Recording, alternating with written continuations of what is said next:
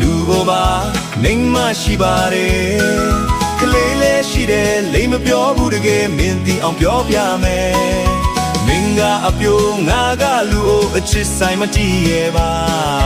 လာလို့ချီမီယုံတက်တက်ပါကလေးမရဲ့ရင်ခုအောင်မလုပ်နဲ့မင်းနဲ့တွေ့မှငါလေးမကြာခဏစပီဖြူကိုအနဲ့ရောင်ဆိုတာမင်းရဲ့အပြုံးနဲ့အလားတွေကြောင့်မင်းနဲ့တွေ့မှငါလေးမကြာခဏ